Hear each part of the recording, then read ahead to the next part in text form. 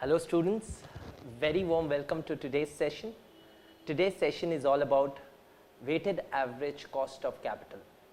It's chapter 19 in your CB1 paper, and it deals with a lot of interesting, concepts which are embedded in the entire study of finance. Okay, so let us quickly get on with it. So today we start with a new chapter, as you know, chapter 19. This deals with weighted average cost of capital, WACC. Okay, now weighted average cost of capital is all about, a very unique concept in finance.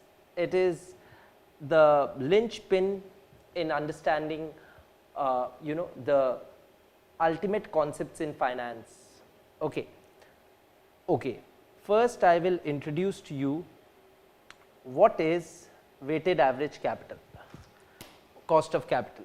Okay, let me quickly take you to a presentation and show you what is weighted average cost of capital.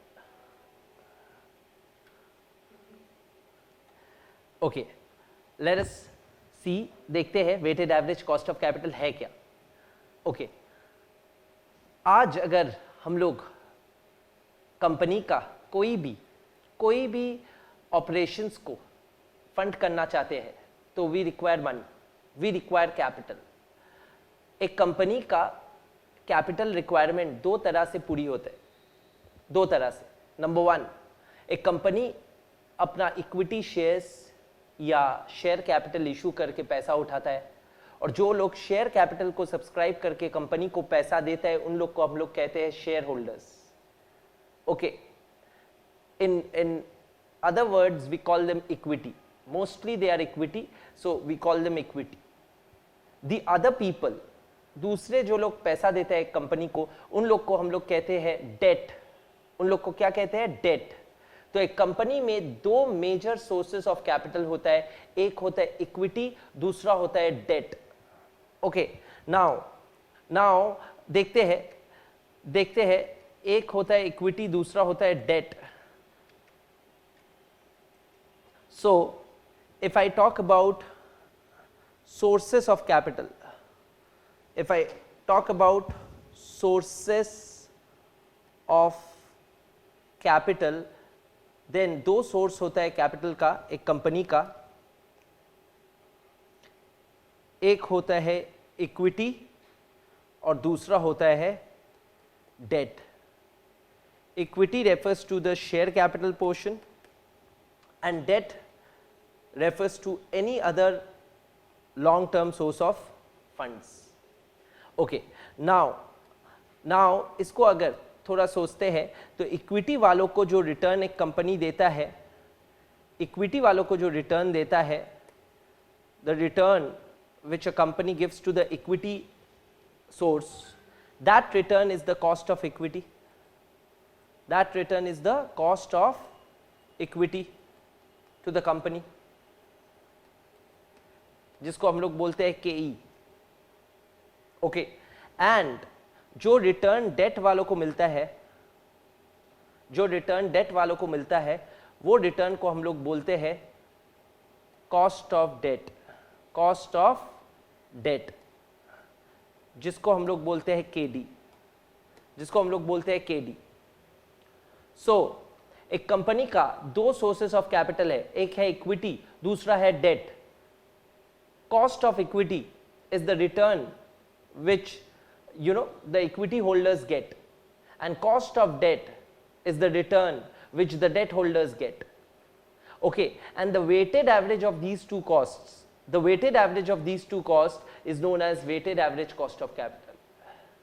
Now why is this concept, ये concept इतना अहम क्यों है, इतना important क्यों है, समझते हैं.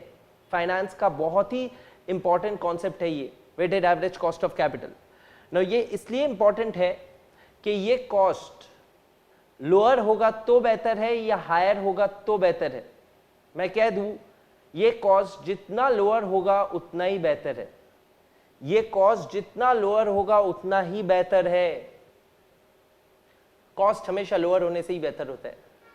Okay, now let us try and understand why and what's and house. Okay, now let's talk about और एक चीज, the relationship between cost of equity and cost of debt. इन दोनों का रिलेशन को समझते हैं. सर रिलेशन समझने से पहले WACC का फॉर्मूला एक बार दिखा दीजिए. तो अगर बात हो WACC का फॉर्मूला का, if we talk about the formula of WACC is equal to now weight है W, ये weight क्या चीज का है? weight हो गया कितना कैपिटल है, तो market value of debt, D for debt divided by market value of debt plus equity into KD. So KD का वेट क्या है? KD को हम लोग वो वेट में लेंगे जो वेट में टोटल कैपिटल में मार्केट वैल्यू ऑफ डेट है, plus the market value of equity, E for equity, whole divided by market value of debt plus equity into KE. So it is pretty apparent that weighted average cost of capital क्यों बोला जा रहा है?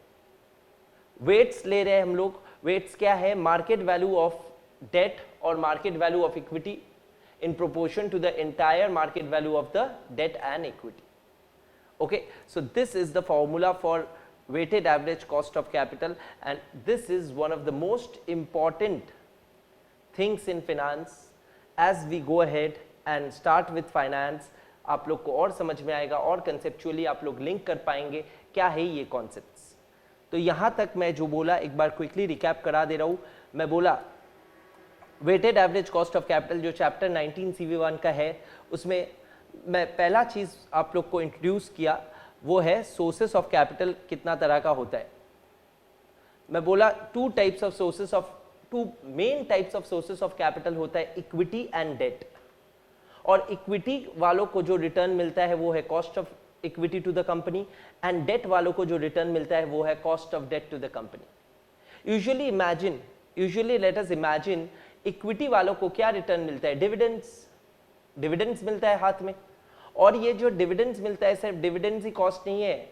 Equity वाले और भी एक कारण से इन्वेस्ट करते हैं शेयर्स में, वो है कैपिटल एप्रिसिएशन. तो basically capital appreciation plus dividends is their return and is the cost to the company. And debt वालों का रिटर्न तो यूजुअली एक फिक्स पे ऑफ होता है, इंटरेस्ट. तो ये दो कॉस्ट का एवरेज होगा weighted average cost of capital. और ये जानना जरूरी क्यों है? मैं ये बोला नहीं, लिखाया नहीं. ये जानना इसलिए जरूरी है कि कंपनी जितना भी पैसा उठा रहा है बाजार से, सोर्सेस ऑफ कैपिटल से, ये पैसा इन्वेस्ट करेगा कोई प्रोजेक्ट्स में, और वो प्रोजेक्ट्स का रिटर्न शुड बी हायर और lower than the WACC, should be higher than WACC. In order to compare, we need a benchmark. जो प्रोजेक्ट्स में मैं इन्वेस्ट करने वाला हूं वहां पे 15% अगर रिटर्न मेरे को मिलेगा, तो मेरा WACC अगर है 16%, तो वो प्रोजेक्ट में इन्वेस्ट करके मेरे को फायदा नहीं है. क्यों? क्योंकि मेरा WACC से कम मेरे को मिल रहा है. Okay, that's why I said that WACC lower the better. Okay, let us go ahead. I will show you the presentation which I was showing. You can see first thing which I have written is WACC is the average cost of raising capital through a mix of debt and equity. It is the ideal discounting rate. Now I'll come to this thing. For calculating NPV and IRR of a project. ये line क्या है और ये line का क्या मतलब है थोड़ा समझेंगे. आइए देखते हैं. NPV IRR कैलकुलेट करने के लिए डिस्काउंटिंग रेट WACC है. तो ये क्यों लिखा हुआ है आइए एक बार समझते हैं. Okay, let us see. Firstly what is discounted cash flows approach, what is DCF? ये फाइनेंस में और एक चीफ कॉन्सेप्ट है जो हर एक बच्चे को पता रहना चाहिए, हर एक स्टूडेंट को पता रहना चाहिए। डीसीएफ यानी कि डिस्काउंटेड कैश फ्लोज है क्या? ओके, नाउ लेट्स से दो तरह का कैश फ्लोज आ रहा है, दो तरह का प्रोजेक्ट से। प्रोजेक्ट 1 से P1 से कैश फ्लो 1 आ रहा है, P2 से कैश फ्लो 2 आ रहा है। कैश फ्लो का स्ट्रक्चर कुछ ऐसा है, ये ईयर 1, ये ईयर 2, ये ईयर 3 है। लेट्स से आज अगर ईयर 0 में if you invest 500 million in a project, in either project 1 or project 2, the cash flows which you will get at the end of year 1, year 2 and year 3 from project 1 and project 2, I am writing it clearly, ठीक है, वो clearly मैं लिख दे रहा हूँ। Okay, तो देखो year 1 में कैश फ्लो प्रोजेक्ट 1 से आएगा 200, ईयर 2 में आएगा 200 और ईयर 3 में आएगा 200। क्लियर है? और प्रोजेक्ट 2 से आएगा 300, 200 और 100।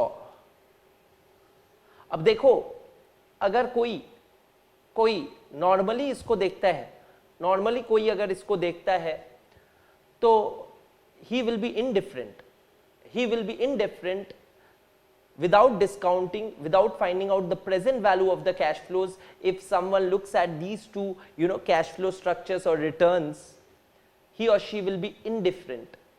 उसको समझ में नहीं आएगा कौन सा प्रोजेक्ट चुने, क्योंकि दोनों से ही टोटल कैश फ्लो, अगर टोटल कैश फ्लो किया जाए, टोटल कैश फ्लो दोनों प्रोजेक्ट से आ रहा है 600 का, और एक ही टाइम में आ जा रहा है इन अ वे 3 साल में दोनों से ही 600 मिलियन निकल आ रहा है। इन्वेस्टमेंट इनिशियल तो 500 ही है, तो you are indifferent between project 1 and project 2। You do not know, आपको पता नहीं है आप प्रोजेक्ट 1 में इन्वेस्ट करोगे या प्रोजेक्ट 2 में इन्वेस्ट करोगे, क्योंकि दोनों से आपका टोटल कैश फ्लो अगर आप सम करो तो टोटल कैश फ्लो एक आ रहा है, और टाइम लिमिट भी दोनों का, पेबैक पीरियड बोलते हैं इसको, पेबैक पीरियड भी 3 साल ही है।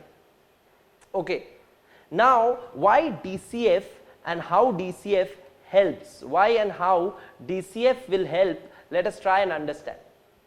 And हम लोग क्या पढ़े थे अभी स्लाइड में और एक बार लेके जा रहा हूं। आइडियल डिस्काउंटिंग रेट है WACC, weighted average cost of capital, for calculating NPV and IRR। NPV and IRR calculate करने के लिए ideal discounting rate is WACC। Okay, now what and how, that is what I am going to show you through that example which we are doing in DCF, discounting cash flow approach. Okay, चलते हैं एक बार देखते हैं। तो देखिए ये जो cash flows है ये मीनिंगलेस है अभी, क्योंकि दोनों में इंडिफरेंस हो गया। बट मैं कह दूं ये आपको भी पता है कि ये जो है प्रोजेक्ट 2 है, this is more lucrative. Numerical sense तो आप में भी है, इसमें पैसा जल्दी से जल्दी पेबैक मिल रहा है। 2 साल के अंदर 500 मिल गया, यहाँ पे 2 साल में यहाँ पे 400 ही मिला, और इसका कारण है पहला साल में इसमें 300 मिल गया, इसमें सिर्फ 200 मिला। तो ज्यादा जल्दी रिटर्न जिसमें आ रहा है, that project is bound to be more profitable due to the time value of money. And time value of money incorporate करने से आपको कैश फ्लोज का प्रेजेंट वैल्यू निकाल लेने से आप समझ पाओगे कौन सा प्रोजेक्ट का net present value. Net present value का मतलब होता है एनपीवी, एनपीवी का मतलब होता है PV of outflow, sorry inflow minus PV of outflow. PV of inflow यानी कि ये जो कैश इनफ्लोज है, ये तीनों का प्रेजेंट वैल्यू, पीवी का मतलब present value minus the present value of outflow, जो कि पता है आज 500 मिलियन जाएगा। ये दोनों का डिफरेंस जो है वो है नेट प्रेजेंट वैल्यू। अगर net present value non zero है तो फिर हम लोग उसको सिलेक्ट करेंगे, तो फिर हम लोग को लगेगा कि हाँ प्रॉफिट आ रहा है। ओवर एंड अबव मेरा जो weighted average cost of capital है उससे ऊपर मेरा रिटर्न आ रहा है। ओके, और ये इंश्योर करने के लिए ये जो प्रेजेंट वैल्यूज निकालेंगे, प्रेजेंट वैल्यूज निकालने के लिए एक डिस्काउंटिंग रेट चाहिए होता है। That rate should be your cost of capital. यानी कि 300 का डे जीरो या जीरो ईयर में प्रेजेंट वैल्यू क्या होगा, 300 divided by the discounting rate, and that discounting rate shall be nothing but ideally your weighted average cost of capital। यानी कि weighted average cost of capital assume करते हैं 10% है, तो PV of CF1 will be 200 by 1.1 and PV of CF2 will be 300 by 1.1 and year 2 का PV will be 200 by 1.1 whole square and यहाँ पे भी सेम ही फिगर आएगा 200 by 1.1 whole square and year 3 का will be 200 by 1.1 whole cube and यहाँ पे भी 100 by 1.1 whole cube and summation of these three cash flows of respectively of PVCF1 and PVCF2 will be PV of the inflows from project 1 and project 2 and project 2 का PV of CF will be higher, but higher होने से काम नहीं बनेगा। Higher होके अगर वो 500 से नीचे आया तो फिर दोनों प्रोजेक्ट को रिजेक्ट करेंगे।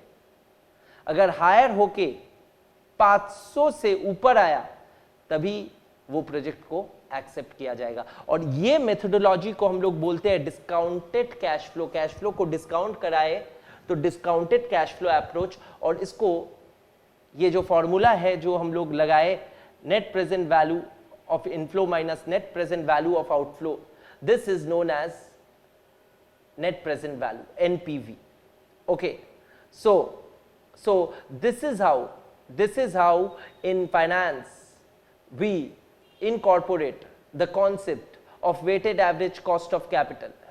so weighted average cost of capital को अगर 10% मानते हैं तो उसको डिस्काउंटिंग रेट बना के हम लोग ये कैलकुलेशन किए, तो फिर हम लोग को पता चला कि weighted average cost of capital के हिसाब से present value of the inflows are more than the present value of outflow, then the project could be accepted, otherwise it is rejected। Is it clear? So this is what and how in finance we require the help of WACC। ठीक है, तो देखो, let us see why discounted cash flow, I'm reading the third bullet from the presentation, let us see why discounted cash flows जो अभी दिखाया approach is better and simple than payback approach। simple payback approach से discounted approach will let you find the correct decision, let you make the correct decision, आप सही decision ले पाएंगे। okay, all right, let us go ahead, let us try and understand। देखो WACC refer board जो लिखा हुआ है, मैं बोर्ड में अभी तुम लोग को दिखा दिया था WACC का कंप्यूटेशन कैसे होता है। ठीक है, WACC का कंप्यूटेशन ऐसे होता है, this is the formula for WACC, you can copy it. Okay, and if you recall also we I've spoken about debt। now एक कंपनी का कैपिटल, एक कंपनी का सोर्सेस ऑफ कैपिटल या कैपिटल स्ट्रक्चर में अगर डेट और लिया जाए, डेट और रेस किया जाए, तो इसको हम लोग बोलते हैं गियरिंग। इसको हम लोग क्या बोलते हैं? Gearing. We call it gearing. Okay, so gearing is nothing but a term used to explain gearing is a term meaning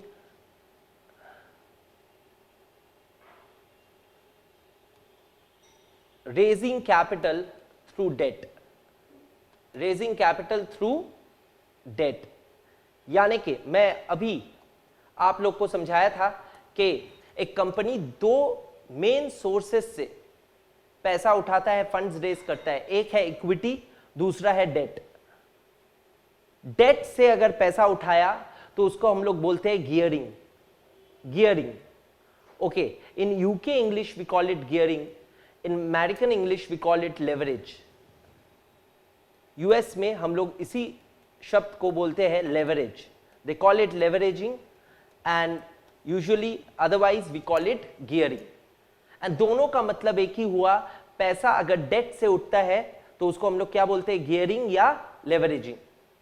okay, now gearing का फिर फॉर्मूला क्या होगा, that is what I have shown, market value of date divided by market value of equity.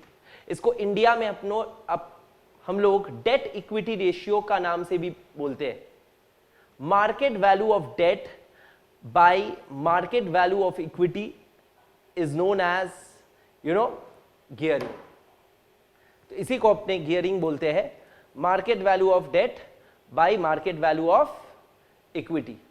So इसका formula is MV of D by MV of E। Now let me tell you, sums में जो practical sums आते हैं वहां पे कभी कभार वो लोग मार्केट वैल्यू ना दे तो बुक वैल्यू ले लेंगे। In the absence of market value, in the absence of market value we can take book values, we have to take the book values। Book value लिया जाएगा अगर मार्केट वैल्यू नहीं रहेगा तो। Okay, now let me continue. So if you can see that gearing refers to how much debt is there in proportion to the equity in the entire capital structure of a company। Okay, so let us quickly go back, एक बार देखते हैं cost of debt फिर क्या है, KD क्या है। अच्छा sir, अभी तो आप बोले KD होता है जो रिटर्न डेट वालों को मिलता है, वो रिटर्न को अपने क्या बोलते हैं, KD। वो कॉस्ट टू कंपनी को अपने बोलते हैं KD, यानी कि KD हो गया I अगर इंटरेस्ट है तो इंटरेस्ट ही हो गया KD। बट ये जो इंटरेस्ट है ना, ये इंटरेस्ट अगर टैक्सेशन को दिमाग में रखो, being a student of finance you have to keep in mind the taxation aspect also. Okay, तो ये interest is a tax deductible expense. Interest is a tax deductible expense, यानी कि इंटरेस्ट का एक खास एक खास फीचर है। वो फीचर ये है कि आप जब टैक्स पे करने के लिए प्रॉफिट निकालना पड़ता है, और वो प्रॉफिट निकालने के लिए इंटरेस्ट को लेस करके अपने प्रॉफिट निकालते हैं। यानी कि आपका इनकम अगर 100 रुपया है, मान लीजिए your income is 100 rupees and your expense is 70 rupees, tax वाले आपको स्ट्रेट अवे 30 प्रॉफिट नहीं मानेगा। टैक्स का प्रॉफिट का हिसाब टैक्स का कानून के हिसाब से होता है, और टैक्स का कानून के हिसाब से हर खर्चे का आपको डिडक्शन नहीं मिलता है, वही खर्चे का डिडक्शन मिलता है जो टैक्स वाले आपको अलाउ करेंगे, टैक्स का कानून का इंटरप्रिटेशन लेके। ठीक है, तो उसमें टैक्स का कानून बोलता है कि अगर आपका कोई डेट है और वो डेट में अगर आप इंटरेस्ट पे करते हो तो वो इंटरेस्ट का छूट आपको मिलेगा, इंटरेस्ट का छूट मिलेगा टैक्स कंप्यूट करने के लिए। तो इसीलिए मैं बोला interest is a tax deductible expense, यानी कि हर इंटरेस्ट के लिए आपको टैक्स का डिडक्शन मिल जा रहा है। यानी कि आपका इंटरेस्ट अगर 10 रुपया है, 10 रुपया आप इंटरेस्ट पे किए, 10 रुपया अगर इंटरेस्ट पे कर रहे हो तो इमेजिन करो ये 10 रुपया पे करके आपका कमाई 10 रुपया से घट गया तो 10 रुपया में आपका टैक्स का बचत हुआ। कैन आई से if you are paying an interest of rupees 10, then you are paying taxes on an income less rupees 10। अगर इनकम आपका 100 है तो आपका इंटरेस्ट अगर 10 है तो आपको इनकम टैक्स देना पड़ेगा 100 माइनस 10 से, क्योंकि ये 10 में आपको इनकम टैक्स नहीं देना पड़ रहा है। तो जो टैक्स का बचत हो रहा है इसके वजह से आपका इंटरेस्ट का कॉस्ट एक्चुअली 10 नहीं है।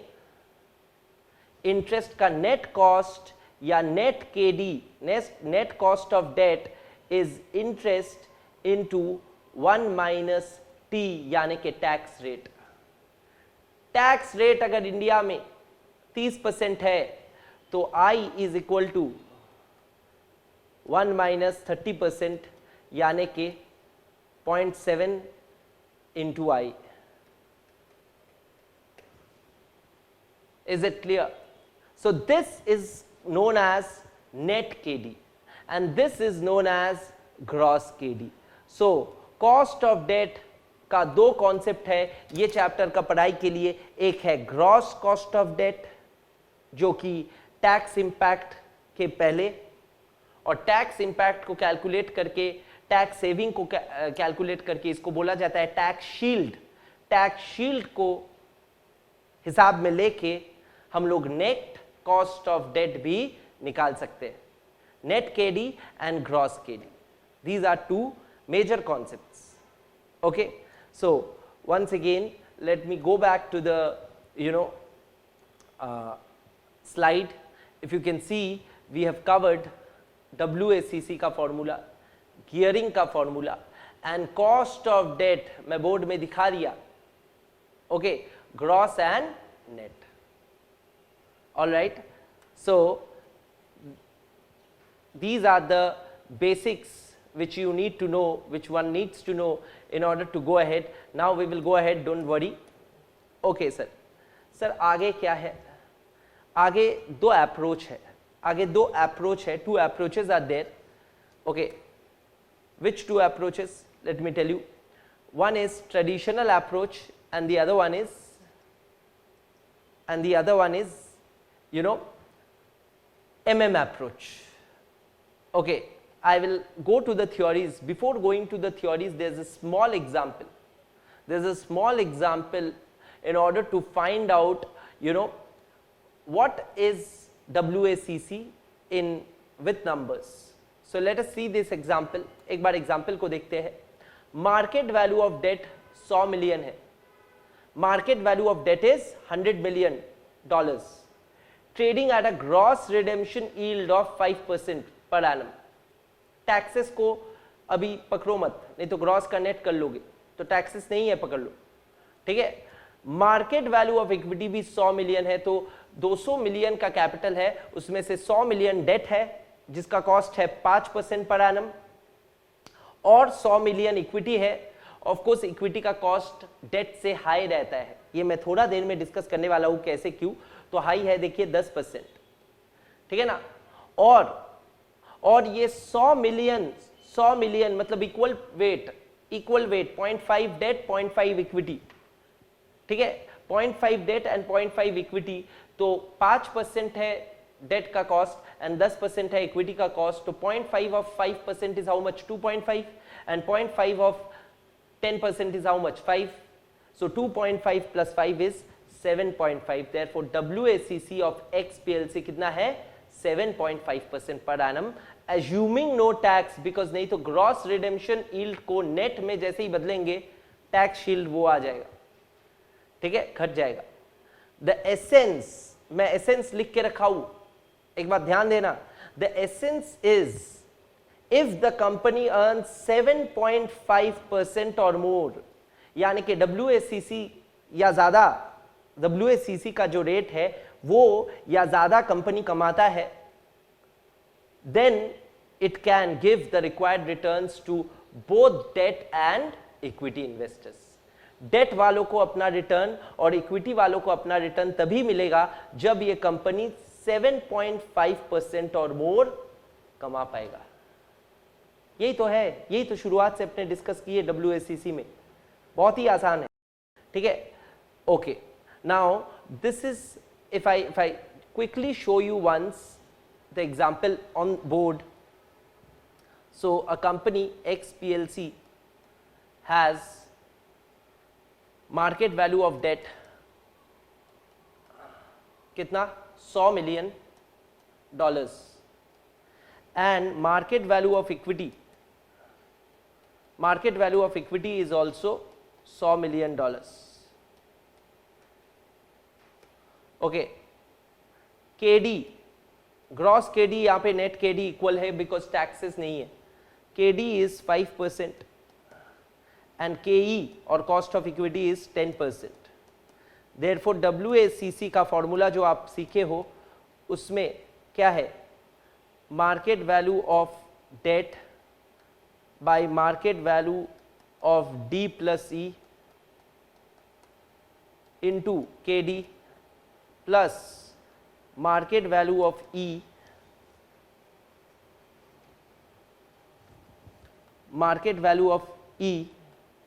divided by market value of D plus E into KE. Okay, now if I put the values, market value of debt is 100, market value of debt plus equity is 200, दोनों ही 100 है, into KD is how much, 5%, plus market value of equity is 100 once again divided by 200 into KE is 10%। इसलिए मैं बोला ये क्या हो गया, half of 5% is 2.5% plus half of 10% is 5%, therefore 7.5% is the WACC। और इसका इंटरप्रिटेशन हम लोग क्या किए, वही जो स्लाइड में लिखा हुआ है, एक बार देखते हैं। The essence is if the company earns 7.5% or more, it can give required returns to both debt and equity investors. Okay, now I'll come to the next part. Like I was saying, ये सम दिखाते वक्त मैं आप लोग से कहा कि cost of equity shall be higher than cost of debt. Now why is it so? Let me explain to you. This is another big concept in finance. This is another big concept in finance which we need to learn, that is the risk analysis. Risk analysis and risk and return trade-off. Risk and return trade-off. Okay, let us try and understand this simple concept in finance. Her business में risk है, हर business में risk है। ये business का risk क्या है sir? मैं business में इन्वेस्ट किया, बिजनेस नहीं चला, प्रॉफिट नहीं आया, लॉस आ गया। मैं जो पैसा उधार करके लाके बिजनेस शुरू किया, बिजनेस में लगाया, वो पैसे में वो रिटर्न नहीं आया, मेरा पैसा डूब गया।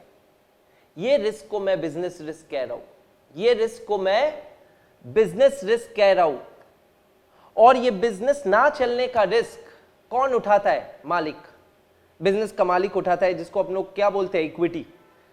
एक कॉर्पोरेट स्ट्रक्चर में जिसको हम लोग क्या बोलते हैं? इक्विटी। तो सोचो, हर इक्विटी होल्डर का मेजर रिस्क क्या है? Business risk. सो दो तरह का रिस्क होता है हर बिजनेस में। एक बिजनेस रिस्क, जो कि मेन कौन उठाता है? बिजनेस रिस्क मेन उठाने वाला होता है इक्विटी। ओके, अच्छा, दूसरा रिस्क क्या होता है sir? Financial risk. Financial risk और एक रिस्क होता है फाइनेंशियल रिस्क। फाइनेंशियल रिस्क क्या होता है थोड़ा समझते हैं। सपोज कीजिए आज मैं इक्विटी इन्वेस्टमेंट्स ले आया और उसके बाद डेट भी उठाया। डेट डेट यानी बाहर वाले का पैसा, यानी कि इक्विटी वाला नहीं, डी। तो डेट उठाया। अब डेट का नियम क्या है, कंपनी में जो भी प्रॉफिट आएगा पहले कंपनी इंटरेस्ट देगा या डिविडेंड देगा, पहले इंटरेस्ट देगा। कंपनी किसी दिन वुंड अप हो गया या बंद हो गया तो पहले किसको पैसा मिलेगा, डेट को या इक्विटी को, डेट को पहले पैसा मिलेगा। तो ये अगर नियम है, अगर यही कानून है, तो फिर इक्विटी वालों का एक एडिशनल रिस्क है अगर डेट आया तो। एक रिस्क है बिजनेस रिस्क और दूसरा रिस्क हो गया कि मेरे को पैसा ना भी मिल सकता है। तो ये जो दूसरा रिस्क है इक्विटी वालों को डेट रहने की वजह से, ये दूसरा रिस्क का नाम है फाइनेंशियल रिस्क। ये दूसरा रिस्क का नाम ही है फाइनेंशियल रिस्क। और ये फाइनेंशियल रिस्क जो है, this financial risk is been borne by whom, equity वाले, is borne exclusively by equity, exclusively by equity। देखो बिजनेस का रिस्क, अगर प्रॉफिट नहीं आया तो पैसा नहीं मिलेगा, तो ये तो इक्विटी प्लस डेट भी कुछ हद तक डेट होल्डर भी उठाते हैं, तो उसका रिटर्न तो डेट को मिलता ही है। बट ये फाइनेंशियल रिस्क सबसे ज्यादा उठा रहा है कौन, और कौन उठा रहा है, इक्विटी वाले। तो इसलिए इक्विटी वाले का return which should be commensurate to their risk, since their risk is more, their return should always also be more. And hence I spoke about, इसीलिए मैं बात किया risk and return trade off का। जितना risk मैं ले रहा हूं उतना रिटर्न तो मेरे को आना चाहिए, और मैं ज्यादा रिस्क लेता हूं तो मेरा रिटर्न ज्यादा होना चाहिए, और मैं कम रिस्क लेता हूं तो मेरा रिटर्न भी कमती होना चाहिए। क्लियर है? और इसी फंडे को मैं बोल रहा हूं risk and return trade off. And इसी कारण से K E shall always be greater than K D, because K E has higher risk, higher risk. KE has higher risk than that of KD. Is it clear? So this is another funda why I said at the onset in solving the example KE will be higher than KD. Okay, अब इसी चीज को दिमाग में रखते हुए हम लोग और एक कॉन्सेप्ट, दो अप्रोच सीखेंगे, टू अप्रोचेस टू, इसको कैपिटल स्ट्रक्चर थ्योरीज भी बोलते हैं, कैपिटल स्ट्रक्चर थ्योरीज, और इनका दो अप्रोचेस हम लोग सीखेंगे।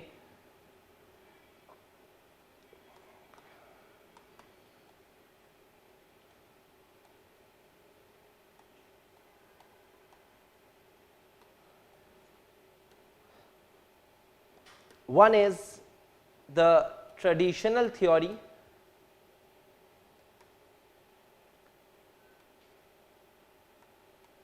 and the other one is the MM theory।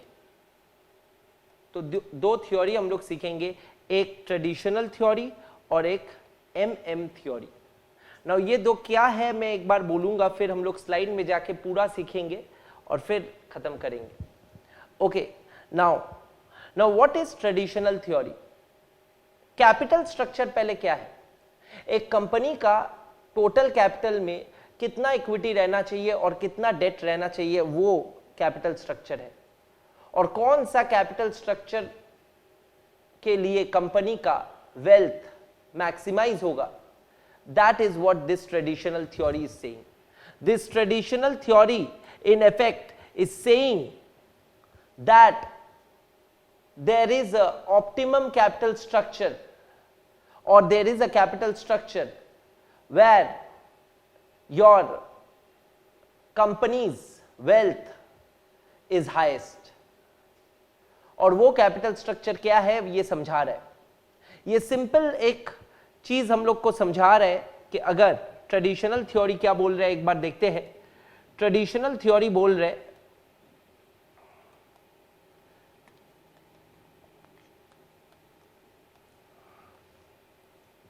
Traditional theory बोल रहे कि अगर गियरिंग यानी कि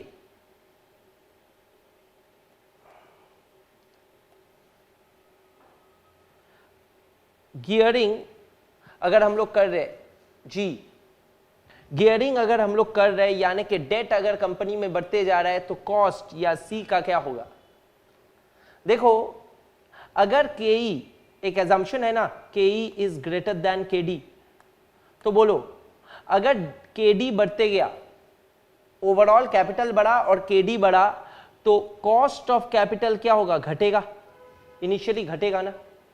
of course it will, cost of capital will reduce as gearing increases. Gearing जैसे इंक्रीज करेगा कॉस्ट ऑफ कैपिटल घटते जाएगा। क्यों? क्योंकि केडी आते रहेगा और केडी तो लोअर देन केई है।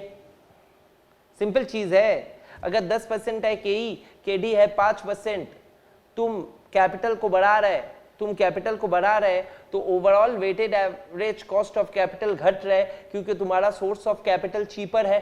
Debt is a cheaper source of capital than equity. तो ये assumption से ट्रेडिशनल मॉडल या ट्रेडिशनल थ्योरी बोल रहा है कि weighted average cost of capital will initially reduce, will initially come down due to gearing. G, cost C is coming down due to G. But ये बोल रहे हैं कि ज्यादा अगर आप लेवरेज कर लिए, ये ज्यादा गियर कर लिए, ज्यादा से ज्यादा फंड्स अभी आ गया, तो इक्विटी वाले घबरा जाएगा, उन लोग का financial risk will increase manifold. उन लोग को लग सकता है अरे इतना डेट है तो हम लोग का पैसा मिलेगा ही नहीं, तो रिस्क हम लोग बहुत ज्यादा ले रहे हैं, तो उन लोग का एक्सपेक्टेड रिटर्न हाई हो जाएगा, केई तब बढ़ जाएगा ऑटोमेटिकली। और केई जब बढ़ेगा automatically, in a way WACC will once again increase with every increase in gearing. तो traditional theory makes cost of capital look like a U, ठीक है, U. Why? Because it will initially come down, fall and then it will ascend. With every increase in debt, KE will go up and consequently WACC will also go up. So this is what the traditional theory is talking about. Now let us quickly see traditional theory क्या बोलता है, एक बार slide से।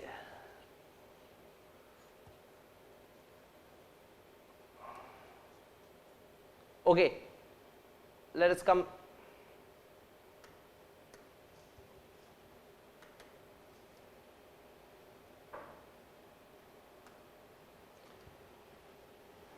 देखते हैं एक बार traditional theory क्या बोलता है।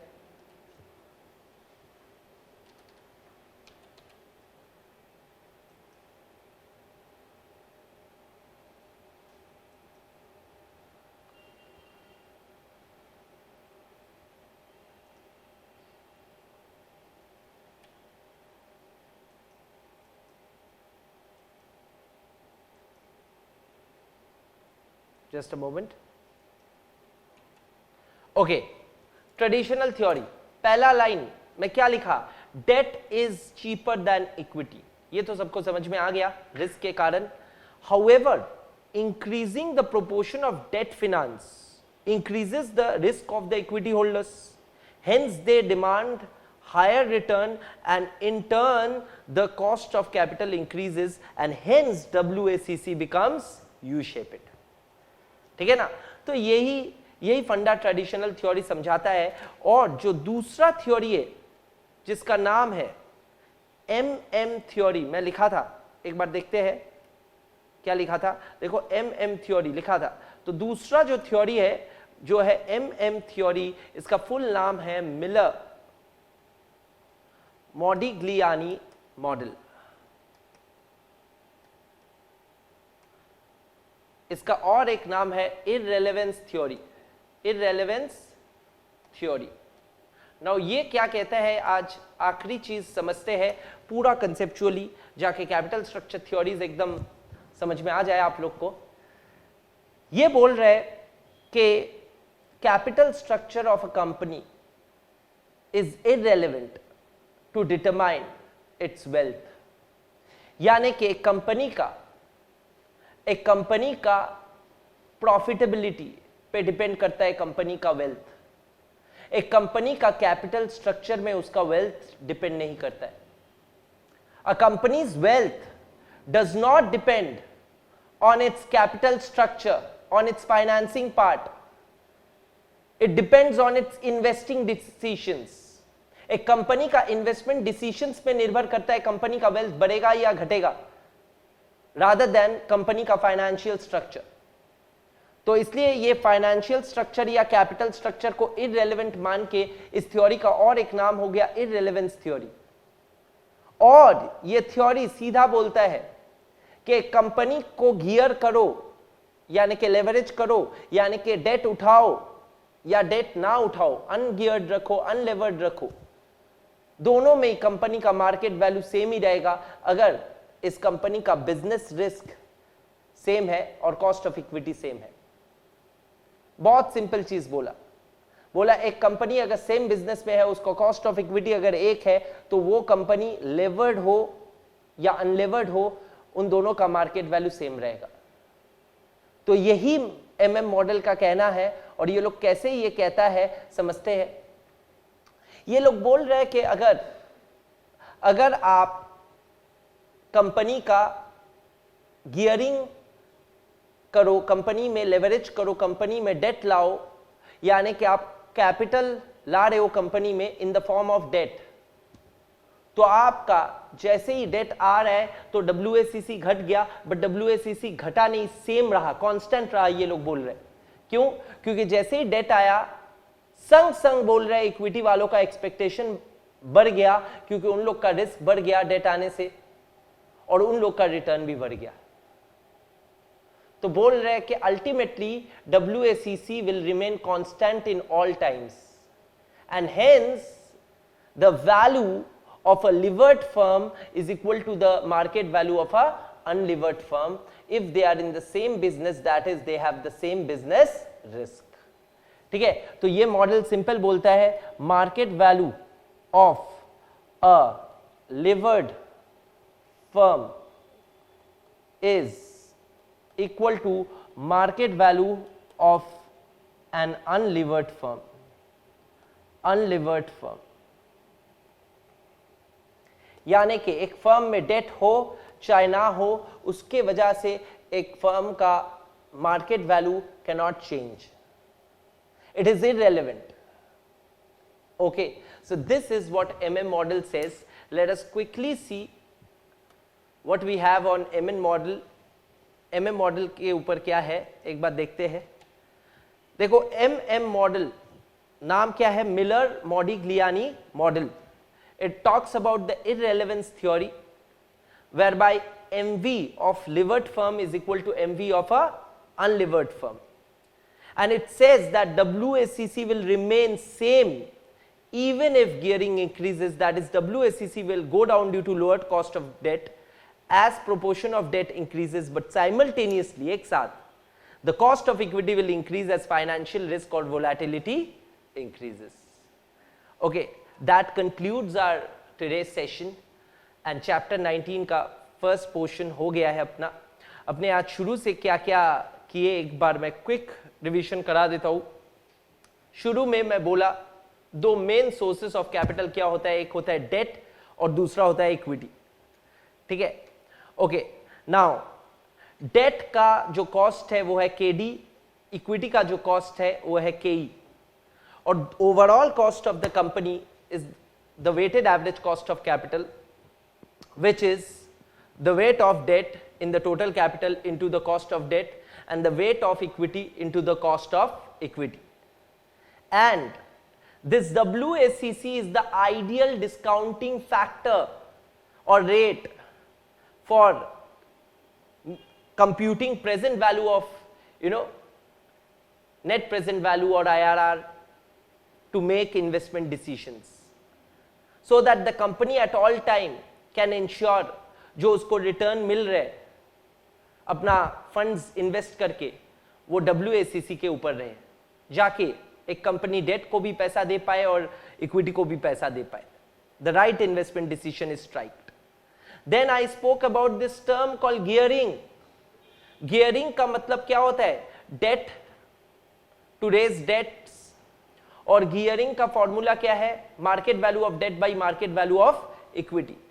Then I spoke about cost of debt, और मैं बोला डेट का कॉस्ट यानी कि interest is a tax saving expense, और टैक्स सेविंग एक्सपेंस होने के लिए ये अगर खर्चा हो रहा है तो टैक्स का जितना बचत हो रहा है इसका net cost is lower than the gross cost. And then we did that example of WACC. Then I spoke about the capital structure theories, जो कि एक ट्रेडिशनल थ्योरी है जो बोलता है यू शेपेड होगा WACC, as gearing goes on increasing the WACC curve will be like a U. And there's another theory which is MM theory or Miller-Modigliani theory, which talks about that WACC is a flat line, it will not change due to gearing. Okay, so thanks for attending today's session.